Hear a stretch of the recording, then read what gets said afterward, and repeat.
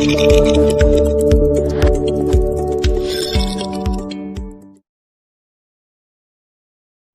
भाई, अब शुरू करते हैं एक्सरसाइज 2.3 का क्वेश्चन नंबर 1, जो कि है find the remainder when x cube plus 3x square plus 3x plus 1 is divided by these. तो यहाँ पे क्या करना, हमें एक पॉलिनोमियल गिवन है और हमें इस पॉलिनोमियल को डिवाइड करवाना है सबसे पहले x प्लस 1 से, फिर x माइनस 1/2 से, फिर x से, और इसी तरीके से सारे डिवाइड करवाने हैं। और बेसिकली यहाँ पे हम लोगों को करना क्या है, सिर्फ और सिर्फ रिमाइंडर फाइंड करना है। तो रिमाइंडर फाइंड करने के दो तरीके होते हैं। सबसे पहले तो हमारा लॉन्ग डिवीजन मेथड, जो कि हम लोगों ने बचपन से पढ़ा है कि जो हम लोग डिवाइड करते हैं वही हो जाएगा लॉन्ग डिवीजन मेथड। बस फर्क यहाँ पे कि यहाँ पे वेरिएबल आ जाते हैं।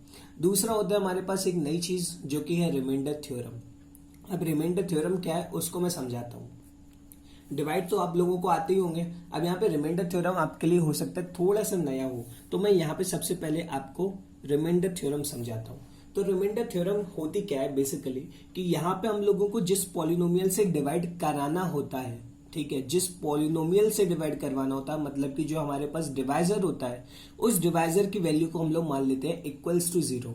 और इक्वल्स टू 0 रखने के बाद यहाँ पे जो भी वेरिएबल होता है उसकी वैल्यू फाइंड कर लेते हैं, और फिर उस वेरिएबल की वैल्यू को यहाँ पर हम लोग करवाते हैं सब्स्टिट्यूट, और सब्स्टिट्यूट करवाने के बाद जो भी रिमाइंडर बचता है वो हम लोग लिख देते हैं एज द आंसर।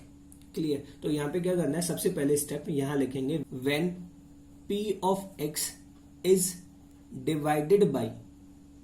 अब p ऑफ x का मतलब यहाँ पे जो पॉलिनोमियल था उससे है कि जो p ऑफ x है अगर उसको हम लोग डिवाइड करवाएंगे x प्लस 1 से, तो इसके बाद क्या हो जाएगा, then x plus 1 equals to 0, और x की वैल्यू क्या निकल कर आएगी, -1, क्योंकि +1 को हम लोगों ने उधर भेजा है। अब यहाँ पे जो x की वैल्यू निकल कर आएगी -1, इसको हम लोग सब्स्टिट्यूट करवा देंगे जो पॉलिनोमियल हम लोगों को गिवन था। पॉलिनोमियल हम लोगों को क्या गिवन था, p of x equal x cube plus 3x square plus 3x plus 1। ये जो पॉलिनोमियल हम लोगों को गिवन है, इस पॉलिनोमियल में हम लोग ये x की वैल्यू को करा देंगे सब्स्टिट्यूट, और फिर हमारा जो भी आंसर निकल कर आएगा वही हो जाएगा रिमाइंडर। तो यहाँ पे था x क्यूब, तो यहाँ पे x की जगह क्या रखना है, -1, तो ये -1 का क्यूब। उसी तरीके से यहाँ पे 3x स्क्वायर था, तो 3 की जगह तो 3 आ गया, और x स्क्वायर की जगह पर आ जाएगा -1 का स्क्वायर प्लस 3 इंटू -1 और ये +1। अब इसको सॉल्व करना है, तो अगर -1 का क्यूब करते हैं, मतलब -1 इंटू -1 इंटू -1 करवाते हैं, तो इसका आंसर आ जाएगा आपका -1।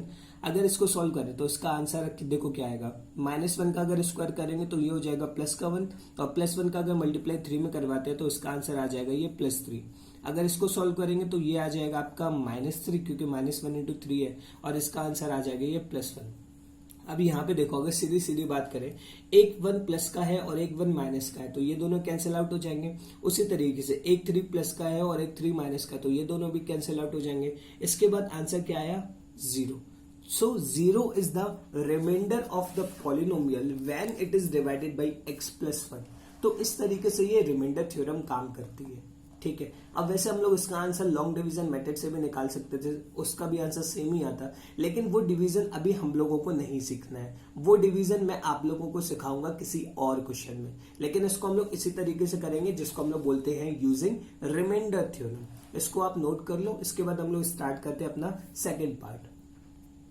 हाँ भाई, तो सेकंड पार्ट में हमें डिवाइड करवाना था with the polynomial x minus 1/2, ठीक है। तो यहाँ पे जो हम लोगों को वैल्यू गिवन है उसको हम लोग क्या करवाएंगे, इक्वेट टू 0। तो सबसे पहले यहाँ पे ये लिखा है when p of x is divided by x minus 1/2 then x minus 1/2 is equals to 0 and x equals to 1/2। और इसके बाद जो हमें पॉलिनोमियल गिवन था एक बार हम उसको नोट कर देंगे, जो कि था x cube plus 3x square plus 3x plus 1, ठीक है। तो यहाँ पे हम लोग एक एक करके वैल्यू सब्स्टिट्यूट करवाते हैं। तो यहाँ पे था x का क्यूब, तो x का क्यूब करेंगे तो मतलब यहाँ पे जो 1/2 है इसका करना पड़ेगा हमें क्यूब। फिर गिवन था 3x स्क्वायर, तो 3 की जगह तो 3 आ जाएगा, और x स्क्वायर की जगह आ जाएगा यहाँ पे 1/2 का स्क्वायर। फिर यहाँ पे था 3x, तो ये आ जाएगा 3 इंटू 1/2, और फिर यहाँ पे था ये प्लस का 1। अब इसको सॉल्व करवाएंगे। अगर 1 का क्यूब करवाते हैं तो ये आएगा 1, अगर 2 का क्यूब करवाता है मतलब 2 इंटू 2 इंटू 2 करवाएंगे तो इसका आंसर आ जाएगा यहाँ पर 8। अब यहाँ पे देखो 1 का स्क्वायर कितना आएगा 1, और 1 के स्क्वायर में अगर 3 का मल्टीप्लाई करवाते तो इसका आंसर कितना आ जाएगा यहाँ पर 3, और नीचे क्या है यहाँ पे 2, और 2 का स्क्वायर भी करवाना था तो यहाँ पे आ जाएगा ये 4। अगर इसको सॉल्व करेंगे ये आ जाएगा 3/2, और यहाँ पे ये आपका बचा था 1। अब देखो सभी के फैक्टर अलग अलग आ रहे हैं, मतलब सभी के डिनोमिनेटर अलग अलग आ रहे हैं, तो यहाँ पे हम लोग ले लेंगे इनका एलसीएम। तो इसका जो एलसीएम है वो आ जाएगा 8। अब एलसीएम अगर 8 आया है तो यहाँ पे सॉल्व, मतलब उम्मीद करता हूँ आपको एलसीएम लेना आता होगा, तो मैं यहाँ पे सीधे आंसर लिखता हूँ। अब जब इनको ऐड करेंगे तो इसका आंसर आ जाएगा 27/8। So therefore 27/8 is the remainder of the given polynomial if it is divided by x minus 1/2। So this is the solution of the second part. इसको नोट कर लो, और इसके बाद हम लोग करते हैं अपना थर्ड पार्ट। थर्ड पार्ट में आई थिंक आपको x से डिवाइड करवाना था। हाँ, थर्ड पार्ट में आपको x से डिवाइड कराना है, तो यहाँ पे लिखेंगे थर्ड पार्ट में when p of x is divided by x, then यहाँ पे क्या करना है x सिर्फ, मतलब देखो सिर्फ x से डिवाइड करवाना था, और हमें क्या करना होता है कि जो भी वैल्यू, मतलब यहाँ पे जो भी पॉलिनोमियल होता है उसको इक्वल टू 0 रखना पड़ता है, तो इसको भी इक्वल्स टू 0 रख देंगे। अब यहाँ पे सीधी सीधी वैल्यू निकल कर आ गई कि x इक्वल्स टू 0 रखना है हमें। तो यहाँ पे जो पॉलिनोमियल गिवन था हमें p ऑफ x, पहले वो नोट करेंगे, तो ये हो जाएगा x³ plus 3x² plus 3x plus 1, और यहाँ पे हमें 0 रखना, मतलब कि यहाँ पे हमें p ऑफ 0 रखना है। और हाँ, यहाँ पे भी कर लेना कि यहाँ पे रखना है p ऑफ 1/2, और शायद यहाँ पे भी नहीं लिखा था मैंने, यहाँ पर भी आ जाएगा p ऑफ -1, क्योंकि ये दिखाता है ना कि x की जगह यहाँ पे वैल्यू क्या रखी है। तो यहाँ पे p ऑफ -1 नोट कर लेना, और यहाँ पर भी नोट कर लेना p ऑफ 1/2, और यहाँ पर ये आ जाएगा p ऑफ 0।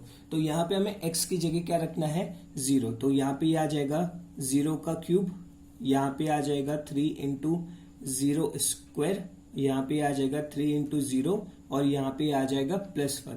इसका आंसर 0 आएगा, इसका भी आंसर 0 आएगा, इसका भी आंसर 0 आएगा, और यहाँ पे बचता है हमारा +1। अब अगर इसको सॉल्व करते हैं तो ये आ जाएगा आपका 1। So 1 is the remainder of the given polynomial when it is divided by x। ठीक है, इसको नोट कर लो। इसके बाद हमारे बचते हैं 2 पार्ट, उसको भी हम लोग सॉल्व करते हैं। तो ये रहा हमारा फोर्थ पार्ट। फोर्थ में हमें डिवाइड करवाना था x प्लस पाई से, तो यहाँ लिखा है when p of x is divided by x plus pi then x plus pi equal 0 and x equals to -pi. और हाँ, यहाँ पे देखो यार, -पाई की वैल्यू हम लोग नहीं रख रहे हैं, मतलब -22/7 नहीं रख रहे हैं, तो हम लोग उसको पाई के टर्म्स में ही सॉल्व करेंगे और बता देंगे पाई के टर्म्स में कि ये रिमाइंडर है। तो हमें जो पॉलिनोमियल गिवन था वो था x³ plus 3x² plus 3x plus 1, और यहाँ पे हमें x की जगह रखना है पाई। तो x की जगह यहाँ पे पाई रखेंगे तो ये हो जाएगा -पाई का क्यूब, और -पाई का क्यूब हम लोग सीधा सीधा लिख देंगे -पाई क्यूब। दूसरा था 3x², तो यहाँ लिखा है 3 इंटू -पाई का स्क्वायर। अब देखो अगर -पाई का स्क्वायर करवाते हैं तो ये आ जाएगा पॉजिटिव का, मतलब प्लस का पाई स्क्वायर, और उसका मल्टीप्लाई 3 में करवाएंगे तो ये आ जाएगा +3 पाई स्क्वायर। दूसरा था -पाई इंटू 3, तो ये आ जाएगा -3 पाई, और यहाँ पे फिर ये +1। अब इसको हम लोग फर्दर सॉल्व नहीं कर सकते, और यहाँ पे हम लोग पाई की वैल्यू भी नहीं रखेंगे। अगर 22/7 रखेंगे, फिर उसका क्यूब करवाएंगे, एलसीएम लेंगे, तो आंसर बहुत लंबा चौड़ा आएगा, और ऐसा लिखने की जरूरत भी नहीं है। ये जो आपका बचता है इसी को लिख देना, therefore it is the remainder. Okay, और इसके बाद हमारा बचता है लास्ट पार्ट, जिसमें हमें पॉलिनोमियल की वैल्यू, जिसमें हमें रिमाइंडर बताना है। अगर हम लोग उसको डिवाइड करवाते हैं 5 + 2x से, so when p of x is divided by 5 + 2x then 5 + 2x equals to 0, और इसके बाद हम लोग x की वैल्यू पता करेंगे जो कि निकल कर आ जाएगी -5/2, और फिर -5/2 को जो हमें पॉलिनोमियल गिवन था अगर उसमें सब्स्टिट्यूट करवाते हैं, देखो यहाँ पे सब्स्टिट्यूट करने का पूरा प्रोसेस दिया गया है, आप अच्छे से समझ लेना। और हाँ, सबसे पहले खुद से ट्राई करो, फिर आंसर चेक करना कि सही आ रहा है कि नहीं आ रहा है। सो इसका आंसर निकल कर आएगा -27/8। क्लियर, इसको भी नोट कर लेना। और इसी के साथ जो हमारा क्वेश्चन नंबर 1 था वो होता है फिनिश।